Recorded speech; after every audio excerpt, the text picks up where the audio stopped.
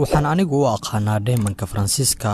waxaana uu leeyahay mowhibad cajiib iyo awood uu ku taaban karo qayb walba oo garoonka ka mid ah waana mid ku faana heesashada diintiisa iyo midabkiisa madow isagu waa Paul Pogba raaca dhisaha kooxda ku ciyaarta tiyaatarka riyada Old Trafford iyo xulka diiqyada Faransiiska muuqaalkan waxaan idinku soo gudbin doonaa nolosha makiinada cajiibka ah ee Faransiiska ah Paul Pogba halka uu ku dhashay jaceylka uu qabo Manchester United sida uu ku muslimay iyo xaqiiqooyin aadan weliga hore uga maqlin nolosha Paul Pogba intaana muuqaalka guda gelin haddii channelkeenu kugu cusub yahay nagu soo biiro subscribe saar haddii aad hore inoola joogtana fadlan like saar Paul Pogba waxa uu ku dhashay magaalada Lange-sur-Marne ee cariga Faransiiska taariikhdu markii ay ahayd maalinkii 13aad ee bisha Maarso sanadii 1993 waxaana iska dhalay hooyo ka soo jeeda wadanka Congo iyo aabbo u dhashay wadanka Guinea waxaa la dhashay wiilal kale oo iyaguna ciyaaro kubadda cagta waxaana la yaab leh kala qaybsanaanta qoyskan dhanka kubadda cagta iyo xulalka ay matalaan wiilasha isaga la dhashay waxa ay doorteen inay matalaan wadanka ay hooyadood ka soo jeeda ee Congo halka isaguna uu xirtay shaarka xulka qaranka dalka Faransiiska uuna kula guuleystay dhacdada koobka adduunyada maasterada cajiibka ah ee sida dhow loogu garanog yahay magaca shanta xaraf ka kooban ee Pogba xilli hore ayuu bilaabay kubadda cagta waliba isaga oo aan gaarin 10 sano kooxo badan ayuuna isaga gudbay si uu u horumariyo tayadiisa sanadkii 2009 waxa uu soo jiitay dhammaan indhayaasha kooxaha ugu waaweyn qaaradda Yurub balse kooxda lagu neenaaso shayaadiinta cascas ee Manchester United ayaa afduubatay dheemanka reer Faransa kooxdii uu ka tirsanaa ayaa ku eedeysay Manchester United in qoyska Paul Pogba si sharci darro ah ay guri iyo lacagba u siiyeen si wiilkooda uu ugu dhaqaaqo magaalada Manchester ee dhacda cariga Ingiriiska 2 sano oo kaliya ayuu ku qaatay da'yarta kooxda Manchester United mana uusan helin fursad uu kooxda waaweyn boos joogta oo uga helo inkastoo uu shumac ka ahaa da'yarta kooxda Manchester United waana halka ay ku kulmeen saaxiibkiisa nolosha ee Jesse Lingard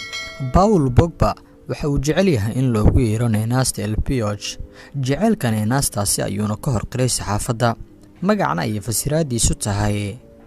Joker-ka iyo midka aysan calin xuduudaha garoonka dib marka loogu laabto maalmihiisii yaraanta ee Manchester United waxa uu fursad ka waayay kala taliyihii Manchester United si kale hadii loo dhahana aabaha Red Devils ee Sir Alex Ferguson ka oo aan siinin fursad badan uu garoonka ku soo galo taasi oo keentay inuu ka baxo albaabka dambe ee Old Trafford si uu rajo kale u abuuro inkastoo uu ahaa dheeman mustaqbal badan leh haddana xitaa laguma iibin $1 waxaana lagu diray beeca xorta ah ilaa uu ka mid noqday kooxda ka dhisan gobolka Piedmont ee cariga Talyaaniga waana kooxda xilligan uga awoodda badan Talyaaniga ee Juventus kubad abuurahan awoodda badan waxa uu ka ciyaari karaa boos badan oo garoonka ah waxa uu weerarka u caawiyaa si aan caadi ahayn isagoo kubadda ku siiya joog sare iyo joog hoose waana si aan badi suurtagal u ahayn xidigaha kubadda cagta ciyaara wuxuuna awood u leeyahay inuu kubadda raacdo wax badan tii ay jirteen u sii dheer tahay in goolal fara badan uu dhaliyo waxaana uu ka yeelayaa Pogba inaad u riyaaqdo tayadiisa xitaa haddii uusan kooxda ka tirsanayn dadka qaar ayaa qiimeeya tayadiisa marka uusan ku jirin jawigiisa ugu fiican iyo marka uu yahay xidig dhaawac loo ah balse xaqiiqada Pogba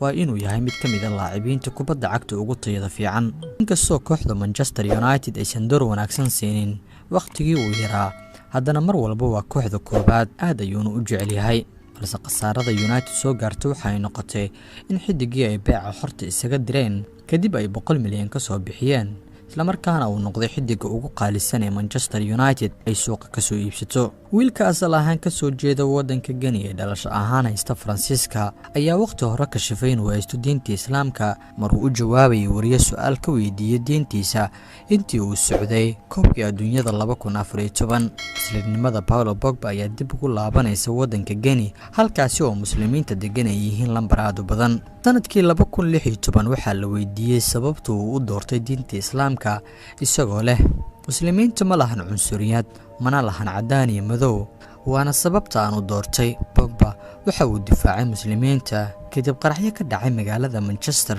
waxaana uu diiday in argagixisyo lagu tilmaamo dadka muslimiinta ah xidiga ay warbixintani taabanayso waxa uu sheegay inuu barto luqadda Carabiga iyo Quraanka dhowr jeerna uu booqday dhulka barakaysan ee Madiinatul Munawwara iyo Makka al-Mukarrama. Xidig ahaan waxa uu ku guuleystay koobo badan oo cajiib ah tan iyo markii uu bilaabay kubadda cagta inuu ciyaaro,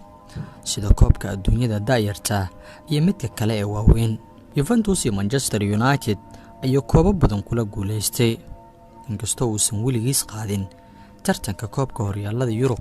ee UEFA Champions League. Dhaawacyo badan ayaa iminka la degay waayihiisa, balse weli ma dhihi karno